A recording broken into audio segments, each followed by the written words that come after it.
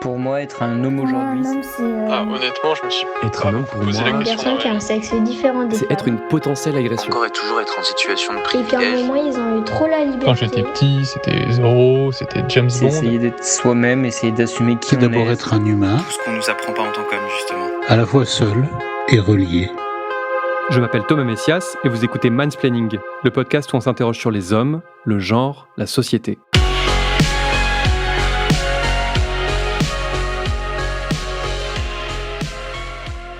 Il y a encore peu de temps, je n'avais jamais lu Christine Angot et je ne connaissais donc ni son œuvre, ni son histoire. Et puis récemment, poussé par des proches qui la tiennent pour une écrivaine importante, j'ai lu coup sur coup 4 de ses romans. Et je dois dire que ça a été comme un cataclysme. J'ai été à la fois happé par le style d'Angot et vraiment très secoué par sa façon de décortiquer les mécaniques d'un inceste. Un inceste, ou plutôt son inceste, puisque son propre père l'a violée à de multiples reprises à partir de ses 13 ans. Les 4 romans que j'ai lus, L'inceste, Une semaine de vacances, Un amour impossible et Le voyage dans l'Est, reviennent sur cette histoire, son déroulement, sa genèse. Quant à son premier film, le documentaire Une famille, qui sort dans les salles de cinéma le 20 mars 2024, il traite lui aussi de ce sujet. J'en ai marre de parler de ça. J'en ai marre que mon travail soit envahi par ça. Parce que ça, c'est moi à la très mauvaise époque. Là, j'ai 13 ans, donc là, c'est le moment où ça commence, et je sais la pensée qui va avec. Depuis l'inceste, depuis 1999, c'est-à-dire plus de 20 ans, Christine Angot, parmi tous les écrivains contemporains, est celle qui a subi le plus grand mépris de la critique littéraire. Mais le plus grand mépris. J'ai quand même entendu mon ministère me dire, quand mon père est mort, il m'a quand même dit, de toute façon, il a toujours dit que tu fabulais. Quand j'étais ado puis jeune adulte, Christine Angot, pour moi, c'était juste une écrivaine antipathique qui venait vendre ses livres sur certains plateaux de télé et qui s'étonnait de ne pas toujours être bien reçue, alors qu'elle-même ne faisait pas beaucoup d'efforts pour être avenante. On trouve d'ailleurs un passage à ce sujet dans le film Une famille. On la voit quitter le plateau de Tout le monde en parle, l'émission de Thierry Ardisson, après avoir été verbalement rudoyée par l'animateur et ses comparses Laurent Baffy et Linda Hardy. Son père l'a forcé à manger des clémentines sur son sexe. C'est l'inceste. Hein. Il l'a sodomisé. Depuis que vous êtes arrivé sur le plateau, vous n'avez pas souri, même ri une seule fois. Qu'est-ce qui vous fait rêver? Qu'est-ce qui vous fait rire? Donc, Le Masque et la Plume sur France Inter. Vous êtes fait traiter de pute quand même. C'est rare dans Le Masque et la Plume, non? Fais ça une Donc, fois. en lisant ce livre, je sais. Je fais pas un Je suis en livre train de sur- parler, Christine, tu m'écoutes, sinon je te claque. On vous a dit, Télérama Mais disait, tout ce qui est il faux, préfère un autre auteur. tout ce qui est faux, ça me fait souffrir. Ce que je peux dire, c'est qu'en tous les cas, quand on a lu ce bouquin, ça donne pas envie d'être écrivain, ça donne envie d'aller travailler en usine. J'ai beaucoup regardé Tout le monde en parle. À l'époque, je trouvais ça à la fois intelligent et corrosif. Je trouvais Thierry Ardisson tellement brillant. Mais revoir en 2024 ces images datant d'octobre 2000 m'a évidemment laissé une autre sensation. Celle d'une autrice venue défendre une œuvre difficile, sur un sujet difficile, et finalement contrainte de quitter le plateau parce que le débat qui lui est proposé est absolument indigne. Ah non, celui-là, il se vend pas, là. Non, ils se vendent pas. Ah, il se vend Et pas. vous voulez que celui-là se vende? Non, il se vendra pas. Et vous celui-là. êtes Non, étonné mais moi, je veux rien.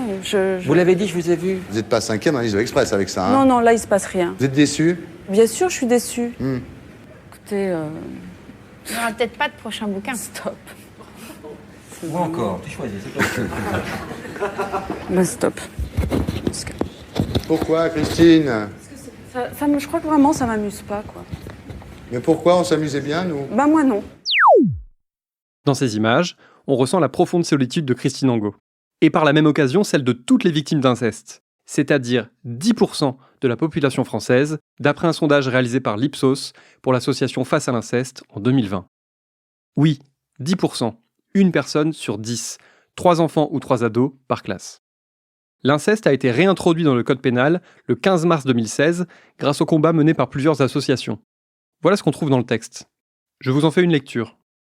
Les viols et les agressions sexuelles sont qualifiés d'incestueux lorsqu'ils sont commis sur la personne d'un mineur par, premièrement, un ascendant, deuxièmement, un frère, une sœur, un oncle, une tante, un neveu ou une nièce, troisièmement, le conjoint, le concubin d'une des personnes mentionnées au 1 et 2, ou le partenaire lié par un pacte civil de solidarité avec l'une des personnes mentionnées au même 1 et 2, s'il a sur le mineur une autorité de droit ou de fait. À de nombreuses reprises, Christine Angot aborde le sujet dans ses livres, souvent de manière très frontale. Ce sont des lectures difficiles, qui souvent soulèvent le cœur. C'est le cas d'Une semaine de vacances, qui décrit de façon très clinique et très détaillée les viols répétés infligés par Pierre Angot à sa fille Christine. Ce père qui ne l'a pas reconnue à la naissance, dont elle a souhaité faire la connaissance une fois ado, et qui très vite lui a imposé ce genre de relation. En assumant pleinement, en tout cas devant elle, en évoquant explicitement son désir, voire son amour pour elle, en développant méthodiquement une culture de l'inceste au sein de cette famille décomposée-recomposée, dont font également partie la mère de Christine, mais aussi la femme que Pierre Angot a épousée ensuite, et les enfants qu'il a eus avec elle.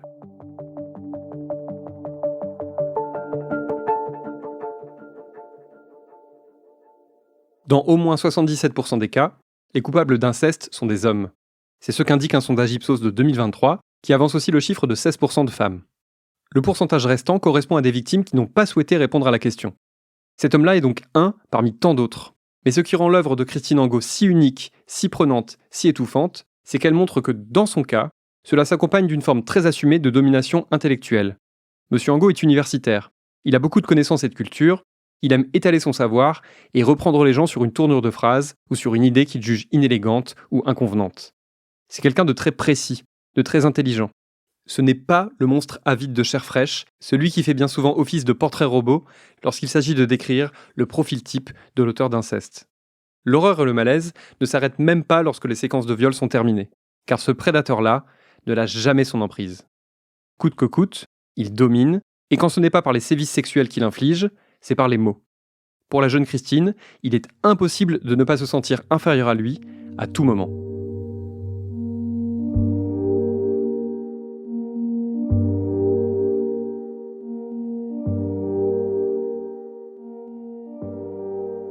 Dans Une famille, le documentaire, Christine Angot décide de filmer son retour à Strasbourg, cette ville dans laquelle elle a subi tellement d'horreurs.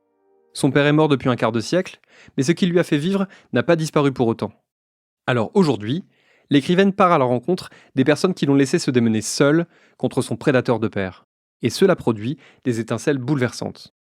Le film commence de façon très forte, avec l'arrivée d'Angot au domicile de la femme de son père, l'officielle, celle qui lui a donné des enfants dont il était fier, contrairement à la petite Christine, qui a toujours été dissimulée.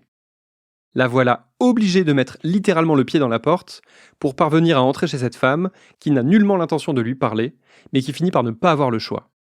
C'est incroyable ce que fait Angot. Elle veut avoir cette conversation, alors elle l'impose. Elle rompt des décennies de silence en ordonnant à son équipe technique d'entrer dans la maison pour filmer et capter tout ce qui sera dit. Et tant pis si son interlocutrice n'est pas d'accord. Cela débouche sur une longue discussion, au cours de laquelle elle tente de comprendre pourquoi rien n'a été fait pour l'aider, pourquoi le silence a toujours primé, pourquoi personne dans cette famille ne lui a jamais exprimé ni compassion, ni attention. Et on entend des phrases terribles de la part de cette femme à qui personne ne parviendra à enlever ses œillères. Elle dit « Je ne veux pas savoir ». Elle dit aussi à Christine Angot, je cite, « Comment tu osais venir chez moi avec ton père alors que vous aviez des relations sexuelles ?» Devant cette séquence, la rage est immense. Voici ce qu'en dit Christine Angot dans l'interview accordée à Léa Salamé et Nicolas Demorand sur France Inter. C'est ce qu'on appelle l'inversion des rôles. Voilà. Et c'est typique. Hein. C'est moi qui suis responsable, c'est moi qui suis violente, et c'est de moi qu'il faut se protéger. Ça serait pas exactement l'inverse par hasard ? C'est exactement l'inverse. C'est moi qui n'ai pas été protégée, c'est moi à qui on ferme la porte au nez, alors qu'il est important, pas pour moi, pour nous tous, de savoir, de voir. C'est pas tout de savoir qu'il y a eu des incestes commis et des pourcentages et que c'est trois élèves sur une classe. Non, ce qui est important, c'est de voir ce que c'est. Par la suite, on verra Christine Angot avec sa propre mère, avec sa fille Léonore aussi, mais également avec Claude, le père de Léonore, avec lequel elle revient sur un épisode déjà raconté dans Le Voyage dans l'Est. Lorsqu'elle est jeune adulte, après s'être d'abord éloignée de son père, Christine Angot renoue avec lui. Un choix qui peut sembler incompréhensible, mais qu'elle explique très bien dans son œuvre. Son père la viole de nouveau, comme si l'emprise d'antan n'avait mis qu'une seconde à se remettre en place. Christine Angot raconte une scène terrible parmi les scènes terribles. Un soir, alors qu'elle subit un viol, Claude, son mari, se trouve à l'étage du dessous. Il entend des grincements au-dessus de lui, le genre de grincement qui ne trompe pas. Et bien qu'il sache que, juste au-dessus de sa tête, Pierre Angot est en train de violer une nouvelle fois Christine, Claude n'intervient pas. Dans Une famille, cela débouche sur un face-à-face entre Christine Angot et son désormais ex-mari, une conversation à bâton rompu qui crée de très fortes émotions. Je l'évoquais à propos de son passage chez Ardisson, mais c'est en fait vrai partout et tout le temps. Aussi entourée puisse-t-elle être, on a l'impression d'une Christine Angot seule, désespérément seule, abandonnée tour à tour par chacun de ses soutiens potentiels. Il y a aussi ceux dont elle ne parle pas dans le film, comme Marc, un ami de son père, auquel elle se confie, qui lui promet qu'il va agir, et qui finit par se retourner contre elle, non seulement en prenant le parti du père, mais aussi en l'agressant sexuellement. Cette sensation de solitude est abominable. Lorsque Christine Angot écrit ou lorsqu'elle réalise, on a l'impression que c'est aussi et surtout pour briser cette solitude, et pour que quelqu'un lui dise enfin ces simples mots « Je suis désolé de ce qui t'est arrivé ». Ces mots, ce sont Léonore, sa fille, qui les prononcera, la seule qui n'était pas née à l'époque des faits, et qui n'a donc été ni témoin, ni complice. Léonore, c'est la seule avec qui le dialogue est apaisé. Dans tous ces autres échanges, Christine Angot est en colère. Une colère 1000 fois légitime, mais qui contribue à transformer chaque conversation en un dialogue de sourds, que ses interlocuteurs et interlocutrices se montrent conciliants ou pas. C'est ce qui rend Une famille aussi intense et aussi épuisant à la fois, à la manière de ce que doit vivre Christine Angot depuis son adolescence, et à l'image de la façon dont elle décrit les faits dans plusieurs de ses livres. Il n'y a pas de temps mort, pas de respiration, chaque mot est sujet à contradiction, à remise en cause, à réexploration. C'est ce qui crée aussi un vrai sentiment d'inconfort chez nous, spectateurs et spectatrices, lecteurs et lectrices. Soudain, on peut vraiment prendre conscience d'à quel point ce calvaire ne s'arrête jamais.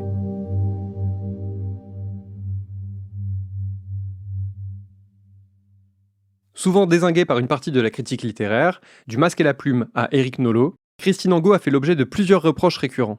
Certains ont affirmé qu'elle avait tout inventé pour faire parler d'elle, et d'autres se sont vautrés dans la culture du viol et le slut-shaming en insinuant qu'elle l'avait bien cherché et qu'il était indécent de rabâcher les mêmes motifs, encore et encore, livre après livre. Déjà, ces gens-là ont bien mal lu Christine Angot. Chacun de ses livres est différent, y compris ceux dont le sujet principal est l'inceste. Des tas d'auteurs et d'autrices sont mus par des obsessions, des motifs qui traversent leurs œuvres, des personnages qui reviennent, parfois sous le même nom et parfois pas. Reproche-t-on à Jean-Paul Dubois de toujours parler de dentiste et de tondeuse à gazon, ou à John Irving d'ours et de lutte gréco-romaine ? Non. En revanche, certains reprochent à Christine Angot d'avoir consacré un certain nombre de livres à l'inceste. Alors qu'en réalité, l'exploit, c'est qu'elle ait réussi à écrire sur d'autres sujets. On le comprend justement en lisant L'inceste, Le voyage dans l'Est ou encore Une semaine de vacances. Pour elle qui a subi ça, il n'est plus possible de vivre sans. Il y a des images qui la hantent et qui la hanteront jusqu'à la fin de ses jours. Il y a des questions auxquelles elle n'obtiendra jamais de réponse. Il y a le sentiment d'avoir été privée de sa jeunesse, de son innocence, de sa sexualité. Ce sont des choses dont il semble bien difficile de faire table rase. Écoutez-la en parler à Augustin Trapenard pour La Grande Librairie.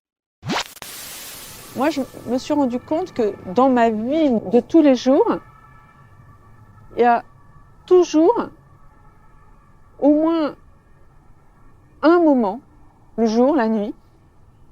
Ça peut être en descendant l'escalier de chez moi, ça peut être en rangeant des affaires, enfin quand je suis pas vraiment occupée à quelque chose de bien précis, où tout d'un coup je me dis mais t'as pas vécu ça? Je me dis mais c'est pas vrai que t'as vécu ça, et c'est lamentable. Christine Angot explore plusieurs styles, parfois au sein d'un même livre, du récit clinique au journal, en passant par la narration, aux allures plus classiques et romanesques. D'ailleurs, dans son film, l'écrivaine dit ceci, je cite « J'en ai marre de parler de ça. J'en ai marre de parler de l'inceste. J'en ai marre que mon travail soit envahi par ça. J'en ai marre de m'endormir en y pensant. Et de me lever en me demandant ce que je vais pouvoir écrire. » Autre extrait de l'interview de Christine Angot sur France Inter. Et déjà, il y a 30 ans, votre ancien mari vous disait « Christine, mais pourquoi tu figes les choses? Pourquoi tu n'avances pas ?»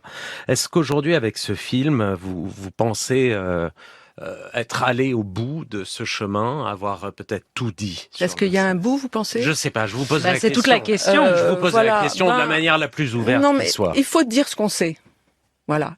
Il faut écrire ce qu'on sait, il faut écrire ce qu'on voit, ce qu'on entend, et Et c'est comme ça. Et il y a évidemment qu'il y a toujours un désir de dire quand est-ce que ça s'arrête ou voilà. Mais bien sûr que c'est lourd. Mais en même temps, je sais des choses là-dessus.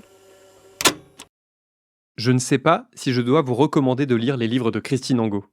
Disons que je vous les recommande si vous voulez vous confronter à ce sujet et le regarder droit dans les yeux. Bien entendu, tout est relatif, mais je crois qu'une famille est nettement plus accessible parce qu'il est moins frontal, parce que les viols n'y sont qu'évoqués au lieu d'être décrits en détail, et parce que Pierre Angot n'y apparaît qu'en photo. Ici, on est dans l'après, un après au sein duquel on se retourne sur le passé, mais moins sur les actes en question que sur ce qu'il faudrait faire pour les réparer, ou sur ce qu'il aurait fallu faire, car sur l'ensemble du film, plane cette impression terrible d'un combat possiblement vain, que Christine Angot continue à mener parce qu'elle n'a pas le choix, mais pour lequel il est sans doute trop tard.